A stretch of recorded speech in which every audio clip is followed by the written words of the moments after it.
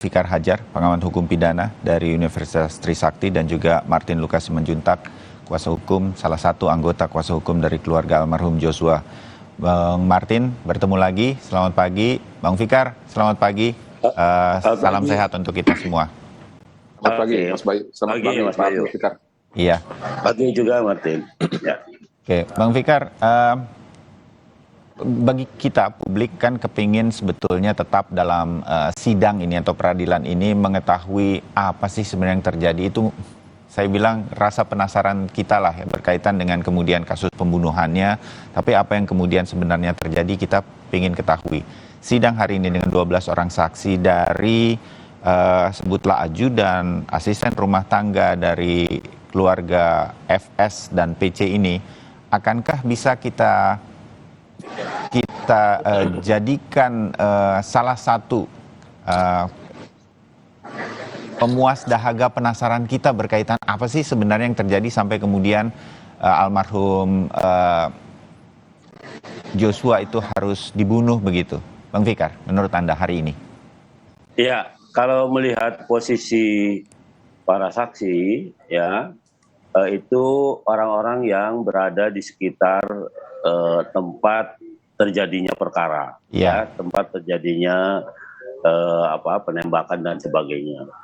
Nah, saya kira ini akan menggambarkan secara nyata, gitu ya, kepada kita bagaimana situasi dan keadaan ketika peristiwa itu terjadi. Dengan catatan mereka jujur, dengan catatan mereka menyatakan apa adanya, gitu, ya. Jadi tidak punya pretensi apa-apa, tapi mereka harus menyatakan apa yang mereka dengar, apa yang mereka lihat, dan apa yang mereka rasakan. Itu yang mestinya nanti dikemukakan di dalam persidangan ini.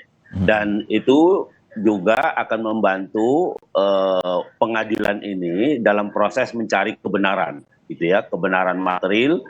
Dan ketika nanti hakim akan menjatuhkan putusan, itu tepat pada sasarannya. Artinya memang semua informasi yang diberikan oleh para saksi, oleh semua pihak di dalam perkara ini akan memberikan gambaran yang nyata dan jelas, sehingga hakim tidak ragu-ragu dan tidak akan putusannya keliru, gitu ya, menghindarkan kekeliruan putusan hakim. Saya kira itu.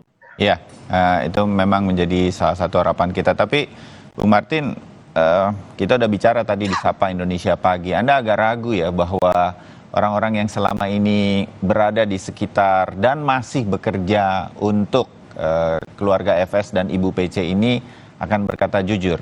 Paling tidak itu dugaan Anda lah, pada hari ini itu akan terjadi. Mereka masih akan mengajukan kesaksian-kesaksian yang selama ini kita sudah tahu dan arahnya kepada skenario yang sudah diatur oleh FS, Bung Martin.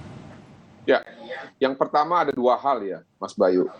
Untuk orang yang sudah memberikan ataupun saksi yang sudah memberikan keterangan baik ya, yang kualitasnya cenderung jujur pada saat proses penyidikan dan juga pemeriksaan oleh polisi, itu mereka harus konsisten menyampaikan keterangan saksi di depan persidangan, ya. Lalu yang kedua, terhadap orang-orang ataupun saksi-saksi yang diduga keras selama dalam proses penyidikan dan penyelidikan memberikan keterangan-keterangan yang tidak berdasar, yang diduga keras dilakukan oleh orang-orang tertentu dalam bentuk rekayasa dan diarahkan agar meringankan orang-orang tertentu, kami meminta dan juga menghimbau agar mereka nanti di depan persidangan memberikan kesaksian yang sejujur-jujurnya. Kenapa demikian, Mas Bayu? Karena berdasarkan pasal 185 ayat 1 KUHP, ya, keterangan saksi menjadi alat bukti adalah yang disampaikan di depan persidangan.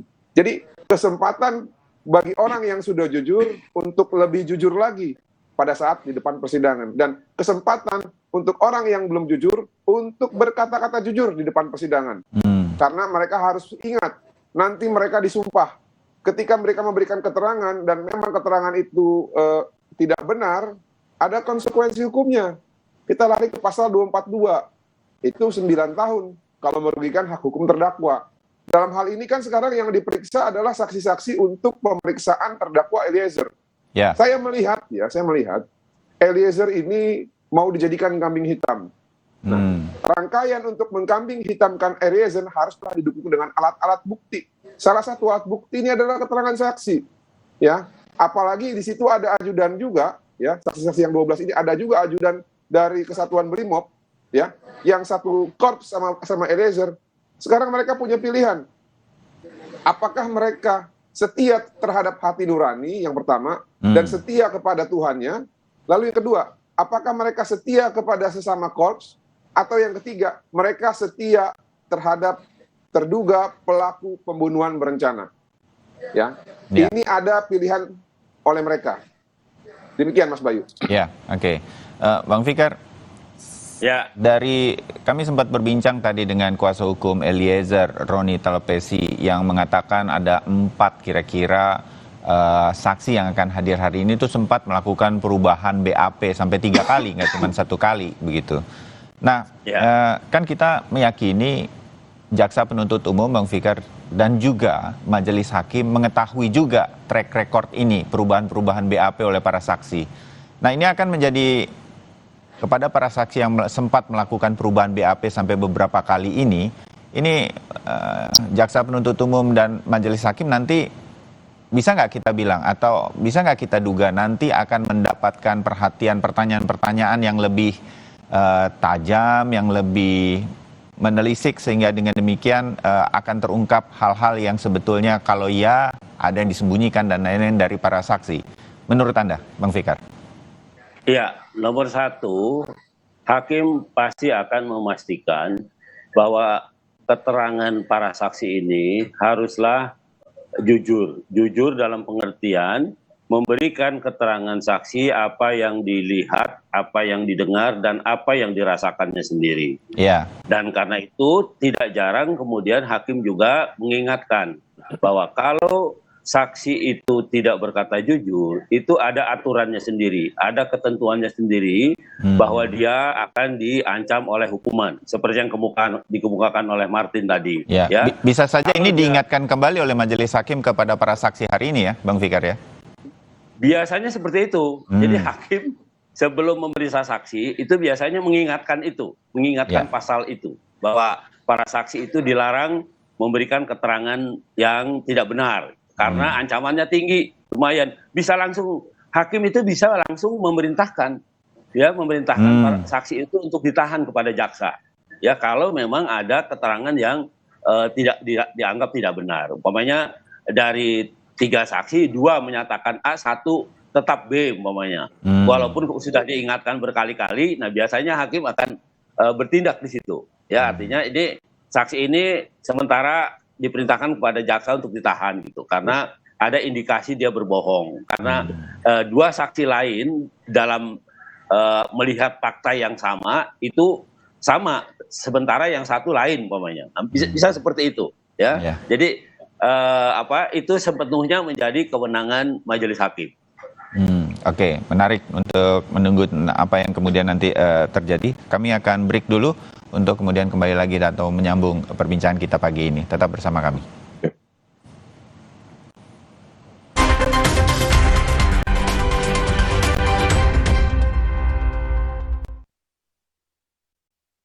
Dari jalan yang sempit, mimpi kami bisa besar. Berawal dari dukungannya dan kekuatan kami dari dalam.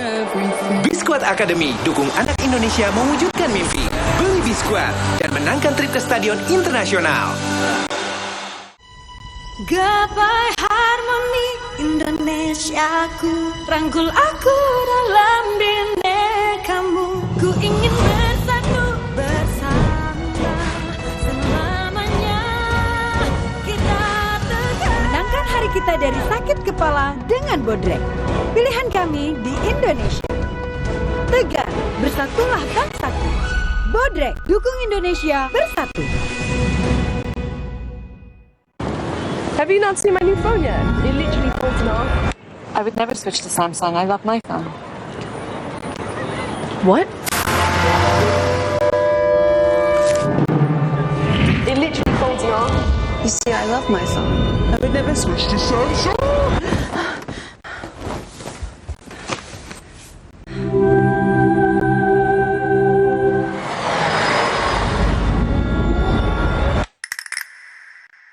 Walau dari jalan yang sempit, mimpi kami bisa besar. Berawal dari dukungannya dan kekuatan kami dari dalam.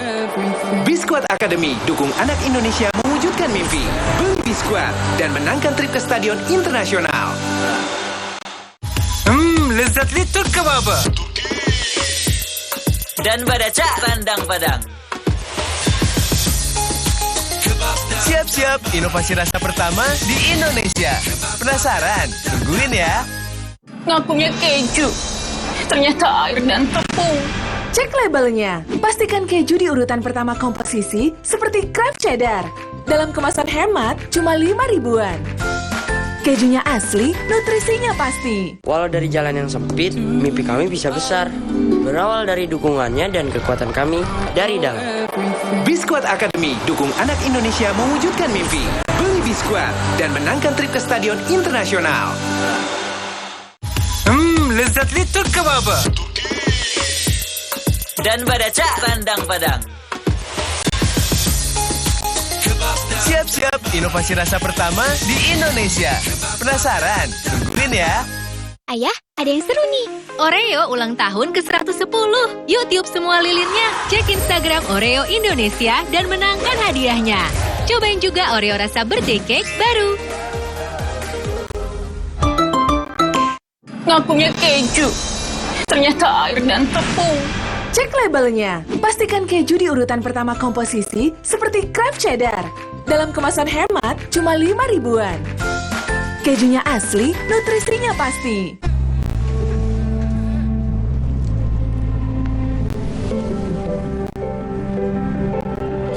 Lembutkan hati dengan kebaikan Cadbury Dairy Milk. Rasa